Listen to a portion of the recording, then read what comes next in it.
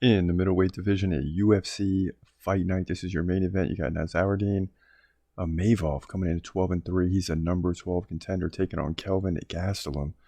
Comes in at 17-8. He's a number 13 contender. So you got a 12 versus 13 here in the middleweight division. Now, Imavov is going to be considerably taller than Gastelum, 6'3 versus 5'9.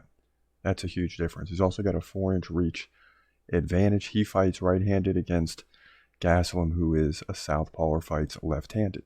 Now, Imavov has an advantage in the striking, landing about 4.1 significant strikes per minute compared to 3.5 for Gastelum.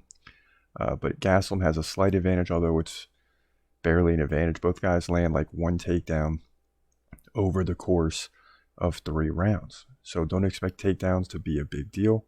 And Imavov has the advantage on the feet. He also stops 3 out of 4 takedowns with a 75% takedown defense.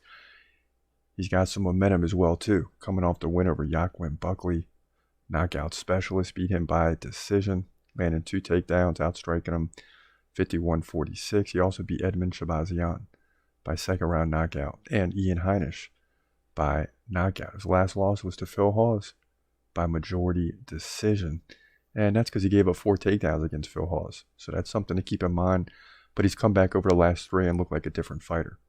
Now, Gastelum, 62% takedown defense. We'll see if that matters. I think Gastelum's going to try to shoot for takedowns in this fight and see if he can use that as a weapon for himself in this fight. Now, Gastelum coming off the loss to Jared Cannonier, which is crazy because he outstruck him 89-81.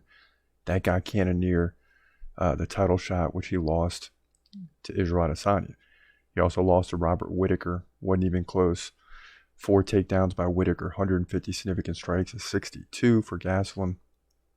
But he also did beat Ian Heinisch, and the difference is here he beat Heinisch by decision, not by knockout. So, all these reasons, you look at takedown defense in favor of Imavov. You look at significant strikes per minute in favor of Imavov.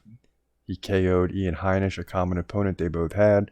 Gastelum took him to a decision, but he did land 6 takedowns. That's the only concern I have in this fight, is that Kelvin Gastelum can and likely will shoot for takedowns in this fight, and Imavov will have to play defense in that regard. And as long as he does that and keeps the fight standing, he is going to win and move to 13-0, in my opinion, here in the middleweight division at UFC Fight Night.